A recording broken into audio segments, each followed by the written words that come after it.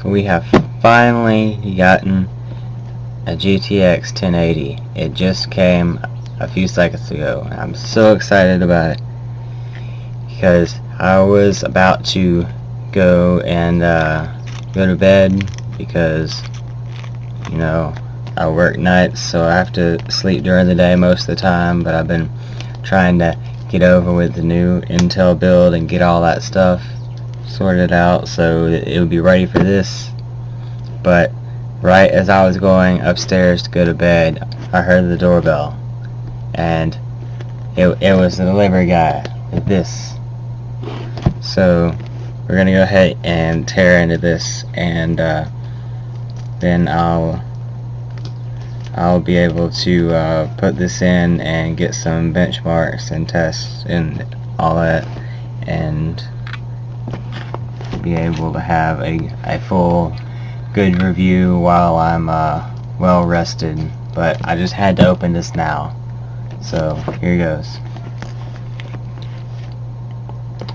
Has all the stuff on the side, like the barcode and everything like that, and the other side is pretty much the same. The front, we have it labeled GameWorks, the Ansel thing that new games are supposed to be supporting, VR, DirectX 12, and this is the Aero OC edition. So it's supposed to be factory overclocked, but that doesn't really mean that much anyway, since we can overclock it ourselves just as well, if not better. And we're actually getting some glare off the light and the screen at the same time. Oh, okay, that's better. So we have everything that it's explaining about why it's an Aero. I'm honestly not sure why they decided to call it an Aero. I'm certain that it has something to do with increased airflow or capacity or something like that, although I never was able to find anything about it online. It's just like it was a pre-order, so, or it showed up as a pre-order and then it turned out that it actually was in stock. So I ordered it like maybe last week, sometime a week or two ago. Anyway, it's taken its sweet time getting here, but it's finally here, so that's really all that matters. And we have right here with MSI Afterburner. Everybody knows the Afterburner, so we don't have to go through that. And it has the LED, all the different specs and minimum requirements. And yeah, I'm almost certain that both my builds meet the minimum requirements. So we have all of the GameWorks, all the stuff that was on the front, and then we have the hard bridge support, a new SLI bridge that they are talking about. I'm not sure if they released it yet. I haven't looked as of late. It's been like a week or two, but anyway, that's all the stuff on the outside. So we're gonna go ahead, and I've already started playing with the wrapping because I'm like so eager to get this open. So we're gonna go ahead and tear into this.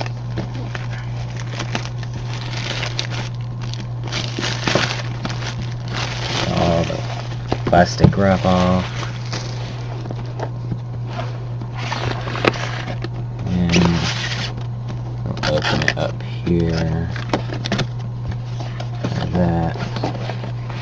So turn it around here so you guys can see. Oh no, it's stuck. I think the heat may have warped the box a lot. May have. Okay, here we go. Box out of the way. You know, that's one thing that I really just kind of miss about shopping in stores compared to online, is you never get all the hype propaganda that's on the box. It's like you always get it when you get it there, like after you have after you've already paid for it and everything. So it's like, okay, well that's that. And I guess, you know, I might as well get this even though they don't have pictures of the box. So it's like, I don't know, maybe that's just me. I mean, it doesn't affect my decision in what I'm getting or not, because I always look at the specs and benchmarks and reviews and all that. But it's just like, it's just kind of cool the way they market some of it. So we have an MSI graphics card quick user guide that's full of different informational tidbits in English, Dutch, French, Russian, and all various assortments of tongues. And it goes over package contents, the system requirements again, auxiliary tools you may need. Also goes in Vietnamese and Arabic and Korean. It pretty much goes in every centralized language, I think. All the top 20 languages of the world or something like that. Where is it? Okay, it just... like I'm looking for the rest of it. Where is it? Okay, so we have our hardware installation on there, and then we have on the front here, we have, I think this is actually the same thing on the front and the back, except the front and back have different languages. So yeah, there's that. Go ahead and attempt to neatly kind of, okay, never mind, just throw it over there. We have our CD for drivers and utilities, mainly the driver for the graphics card and MSI Afterburner. Although I already have that on the computer, as I said, I was prepping it. I already have GeForce. We'll go ahead and stick this in here, and I mean not the disc. This we'll go ahead and stick this in there, and it'll already be able to detect that it's a 1080 and download the latest drivers and hotfixes and everything for it, and then we'll be able to see if we can overclock it even more with Afterburner, but potentially. Okay, we have that. And it says, "Thank you for choosing a MSI product." Well, of course. I mean, practically this whole computer is MSI. Well, most of it anyway. So here we have the card, finally, and all this shrink wrap. A huge blower style fan on there. It's like as big as my hand.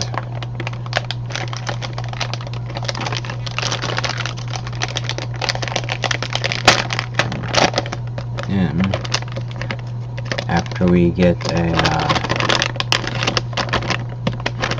ACX 3.0 that I had just come across yesterday, then we can take both of them and compare the Aero blower style to the ACX 3.0 and, you know, do a temp comparison, and we could also do a SLI with that. So it's pretty much like all the pictures you see online. You have the fan here. You have one 8-pin power connector. You see, get that right, just like the reference PCB. And then we have our display ports, DVI, PCIe lane. Only thing is, it doesn't come with a back plate. That's kind of out there. There's no nice finished back plate. There's all these different kind of mechanical parts that you may not want to touch, or you may want to rub your oils from your skin all over it, and that might be fine as long as you don't break it. So yeah, that's the MSI Aero OC. We'll go ahead and get this in the rig over here and fire it up, get all the drivers, and I'll be back with benchmarks. And I'll probably also wind up doing some kind of like physics work. You know, when you put one card in there with a physics driver, so it can work on the particles and everything, and then you put this one in here so it can do the bulk of the graphics and everything. It should also help with encoding too, so we can finally get some 4K videos on the channel. 4K gaming videos without all the stuttering, lagging, and everything.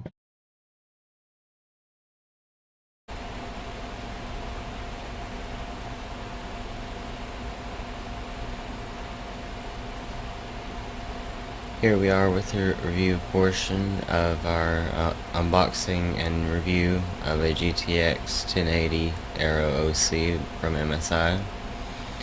So as I've been trying to explain and I guess implement in my benchmarking and everything for these upcoming 1080 releases and every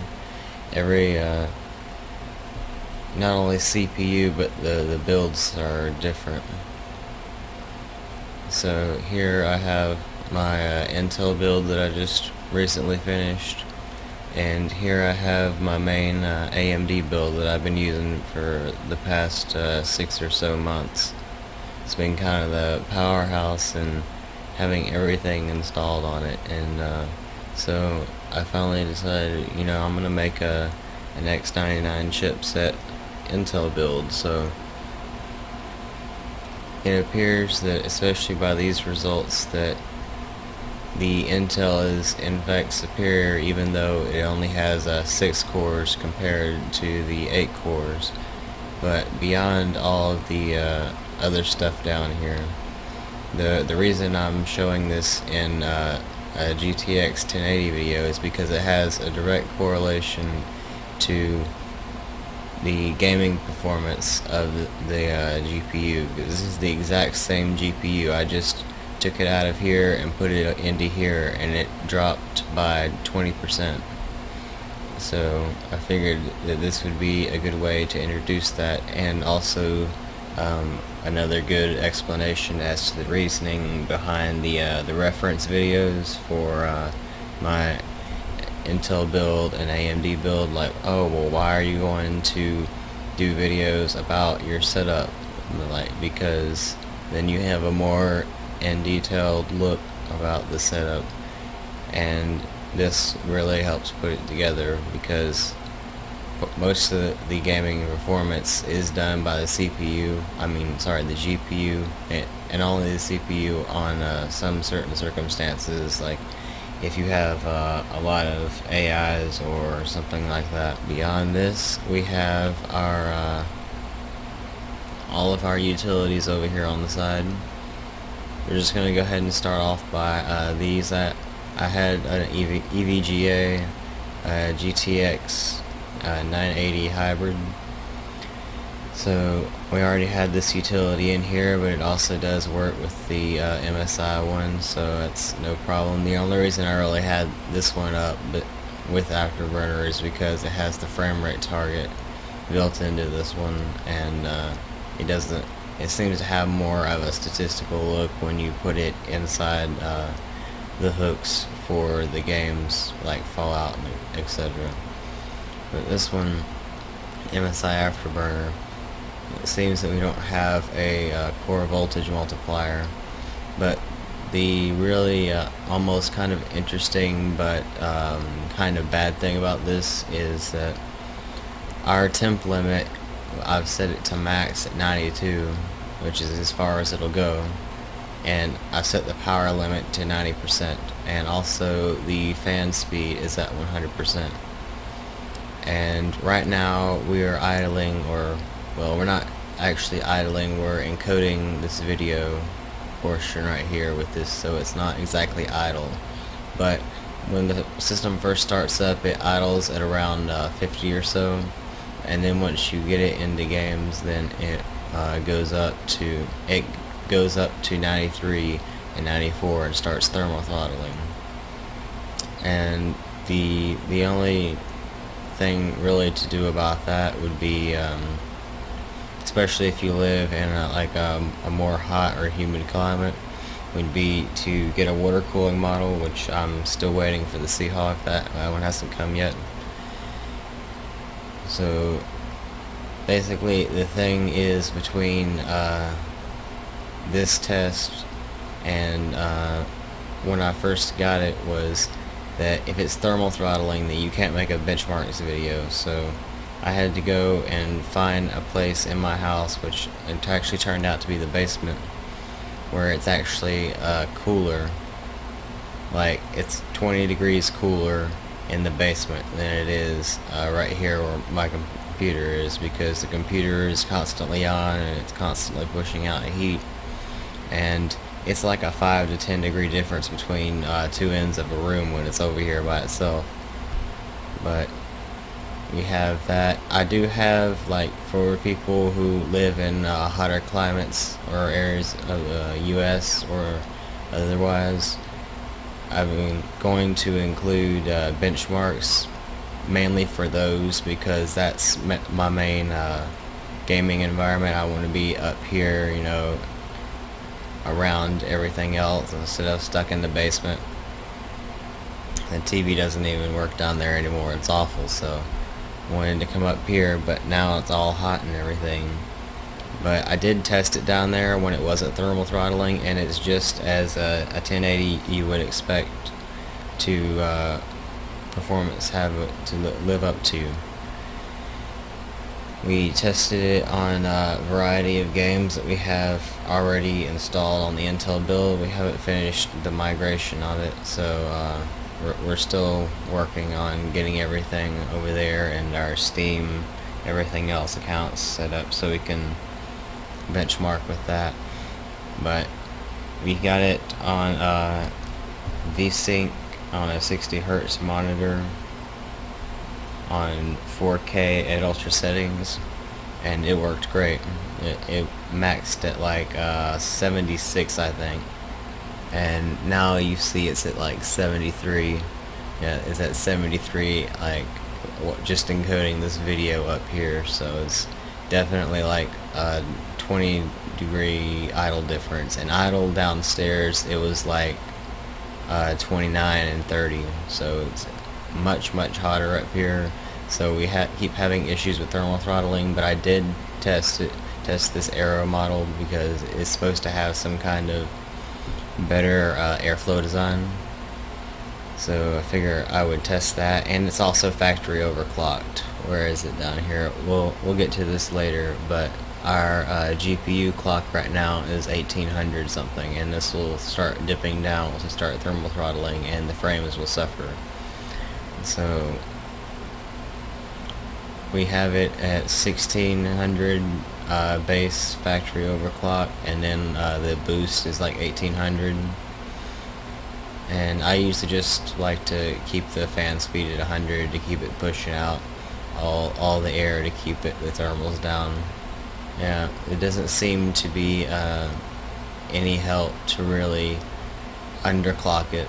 I mean, I've set this down here and the thermal temp all the way up, but it's just the ambient temperature up here is too hot to keep the graphics card cool. I've even like set a fan that sounds like it should be industrialized or something. Like it's so loud and spins so fast that you can feel the floor vibrating beside it, but even that doesn't seem to be able to keep it cool. So we'd either have to take the part of the case off or something else. Right here we're going to go ahead and look at our GPU Z. Shows you all the specs of the GPU itself, the nanometer, BIOS version, all of this, and the bus width. Most of this is already available online. What we're mainly concerned about is the clock speed and the memory, and then the boost. So it would seem that the boost has actually gone a little bit over anyway. We have it like power limit underclocked, and I did have it core clocked like -100 before, but I've had to restart the computer since then, so it's done away with all that. Hopefully once we get the ACX 3.0, I've got a EVGA GTX 1080 super clock, ACX 3.0 coming, so hopefully we'll be able to SLI with that and see if there's any difference between the blower style getting overheated with the workload and the ACX, or maybe the ACX is a little better because of the fans it has on it. But normally I like to keep the fans from blowing hot air in the inside of the case. That's why I usually go with hybrids, because they're cooler, they overclock better, and they keep all the hot air outside of the case. But we'll definitely be sure to try that. We just have to wait for it to get here. I'm hoping it'll get here within the next week or so, but oh well, it'll get here when it gets here, I suppose. We have all of our sensors seem to be working properly, and the GPU load has been about 30% for the encoding of this video, so that's good. The fan runs at about 3300 RPM at 100%, and that's keeping us at around 74%. Right, sorry, I mean degrees. And we could go on here and validate, but one thing that I found that is really curious is you go over here in GPU-Z and you look at ASIC quality. Normally it'll give you something here, like my GTX 980 hybrid was a 76%, I think. But you go here on the MSI GTX 1080 Aero OC, and it gives you not supported on this card, and I'm like, why isn't it supported? Is there a way you can enable it, or is it disabled by the BIOS or something? So I'm just like, that kind of floored me a little bit. I'm just like, I want to know this, because I want to know if just how much better it is than my previous card. I mean, aside from everything else, I want you to give me a percentage of how many percent better it is, and it doesn't. That's pretty much it for our GPU-Z. And we can go over here and look at our graphics cards and user benchmark, and keep in mind this one was on our AMD build. It was doing things a little bit while this was running, so it has 8% as opposed to the Intel's 1%. Also, it had been on for 0.3 days, and this one had just been restarted, I think, for whatever reason, probably drivers or something. But we have our two benchmarks for this on our DirectX 9 and DirectX 10, and for some reason it didn't do DirectX 11, but that's alright, I suppose. And you can definitely tell a difference between just the percentages, like 126, 92, 217, 208, and then the frame rates. The X9 is nearly 200 frames more, and the X10 is kind of around the same. The benchmark, they both are outstanding, because this is an outstanding card as long as it doesn't thermal throttle. But it's about 22% difference, and this bench was in the top 172%, performing above expectations in the 85th percentile, as opposed to somehow the AMD build had it ranked as the 11th percentile. I'm not exactly sure what the difference is. As I stated before, this is the exact same card, and it's just in a different build. And I made sure that it's in the X16 slot, and it only has one power pin, so it's not like you could really do anything with that either, as if it were insufficiently supplied with power. But beyond that, we have